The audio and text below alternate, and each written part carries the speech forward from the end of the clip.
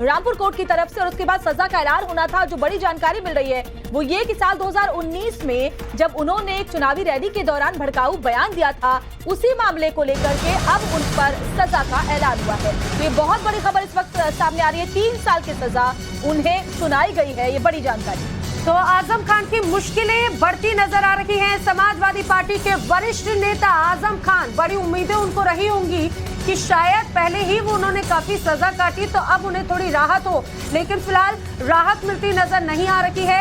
आजम खान को 3 साल की सजा का ऐलान किया गया है। रामपुर की एमपी एमएलए कोर्ट ने ये सजा सुनाई है।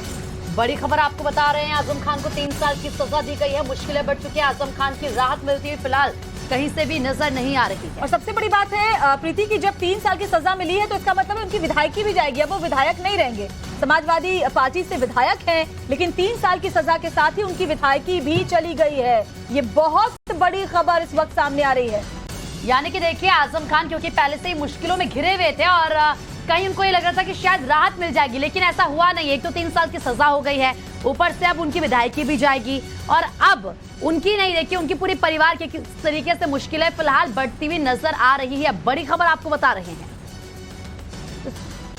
वही देखिए, समाजवादी पार्टी ये कह रही है कि एक तरफा कार्रवाई हो रही है। देखिए इस पर भी आरोप प्रत्यारोप का दौर जारी है। हेट स्पीच मामले में आजम खान दोषी करार दिए गए 3 अलग अलग धाराओं में, और अब देखिए सजा का ऐलान जो हुआ है, 3 साल की सजा आजम खान को सुनाई गई है। आजम खान की विधायकी भी चली जाएगी। ये बड़ा झटका आजम खान को। उम्मीद कि मैं कहीं ना कहीं अब राहत पाऊंगा, लेकिन आफत और बढ़ती हुई नजर आ रही है आजम खान की। वहीं समाजवादी पार्टी कह रही है कि बीजेपी एक तरफा कार्रवाई कर रही है। तीखा हमला बोला समाजवादी पार्टी ने बीजेपी पर, और ये जो बयान आया ये दरअसल फकरुल हसन की तरफ से आया।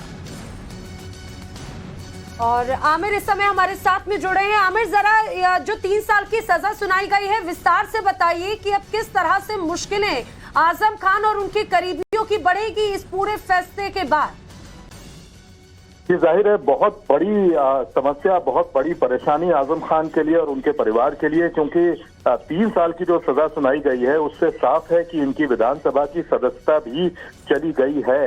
क्योंकि पिछले कुछ सालों से, खासतौर से सुप्रीम कोर्ट के 2013 के जजमेंट के बाद से ये बिल्कुल तय हो गया है कि कोई भी जनप्रतिनिधि अगर उसको 2 साल से ज्यादा की सजा मिलती है तो उसकी सदस्यता, चाहे वो पार्लियामेंट की हो, चाहे विधानसभा या विधान परिषद की हो, वो फौरी तौर पर चली जाएगी।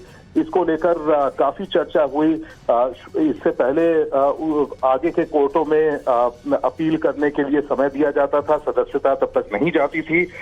लेकिन सुप्रीम कोर्ट के इस फैसले के बाद से ये तय हो गया है कि कोई भी जनप्रतिनिधि, कोई मेंबर ऑफ पार्लियामेंट, विधानसभा या विधान परिषद का सदस्य अगर 2 या उससे ज्यादा साल की सजा को किसी क्रिमिनल केस में होती है। जी आमिर, मैं लौटूंगी आपके पास। बीजेपी नेता राकेश त्रिपाठी इस वक्त हमारे साथ जुड़ गए। राकेश जी, आजम खान को सजा का ऐलान हुआ है 3 साल की भड़काऊ बयान मामले में, लेकिन समाजवादी पार्टी ये कह रही है कि एक तरफा कार्रवाई हुई है और बीजेपी इन सब के पीछे है। कार्रवाई कोई शासन के द्वारा की गई कार्रवाई नहीं है।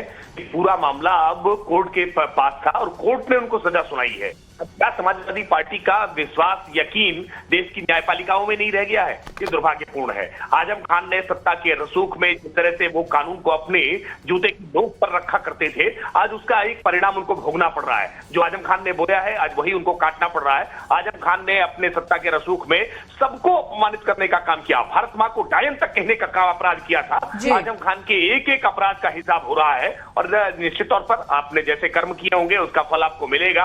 आपने जैसा बोया होगा वैसा ही आप काटेंगे। आजम खान ने जो कुछ भी किया है एक एक करके हिसाब हो रहा है। 27 महीने जेल के सलाखों के पीछे रहे और उनकी बेल सुप्रीम कोर्ट से मंजूर हुई, लेकिन अब उनको फिर जेल की सलाखों के पीछे जाना पड़ रहा है। और हम उम्मीद करते हैं कि उनके तमाम जितने मामले उनके खिलाफ दर्ज हैं, लगभग 1 सैकड़ा मामला उनके खिलाफ दर्ज है, इन सभी मामलों में एक एक करके फैसला आएगा और आजम खान लंबे समय तक जेल की सलाखों के पीछे रहेंगे। राकेश त्रिपाठी जी, इस तरह समाजवादी पार्टी के नेताओं के बयान कहीं स्टैंड नहीं करते हैं। वो कह रहे हैं कि बीजेपी के किसी भी नेता के खिलाफ ऐसी कार्रवाई नहीं होती, जबकि हमने देखा अयोध्या की गोसाईगंज विधानसभा से जो भाजपा के विधायक थे, नाम उनका खब्बू तिवारी, उन्हें भी अपनी विधायकी गंवानी पड़ी थी क्योंकि उन्हें भी 2 साल से ज्यादा की सजा हुई थी।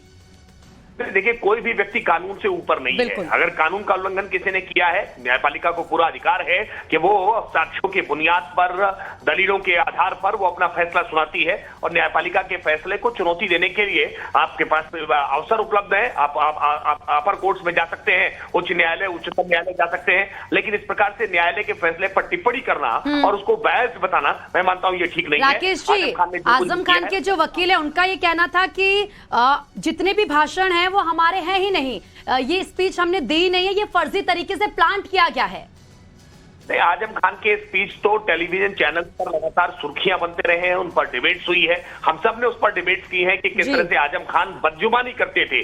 जब वो मुंह खोलते थे तो कोई ऐसी भड़काऊ बात कहा करते थे जिसके कारण सांप्रदायिक सद्भाव के बिगड़ जाने का खतरा होता था, जिससे कानून व्यवस्था के बिगड़ जाने का खतरा उत्पन्न होता था। आजम खान ने जो कुछ किया और ये कहा जाए कि डबल झटका है आजम खान के लिए। राकेश, हमसे जुड़ने के लिए आपका बहुत शुक्रिया। तो कुल मिलाकर ये कहा जाए समाजवादी पार्टी के नेता आजम खान के लिए ये डबल झटका कहा जा सकता है, क्योंकि दोषी तो करार दिए गए, 3 साल की सजा भी हुई और साथ ही साथ विधायकी भी, और साथ ही सांसदों और विधायकों के लिए बड़ी नजीर भी है ये जो फैसला आया है आजम खान के खिलाफ। आप जनप्रतिनिधि हैं तो आपको अपनी जुबान समझनी होगी, क्योंकि आप जो भी बोलते हैं उसका असर जनता पे पड़ता है। बहरहाल आगे बढ़ते हुए आपको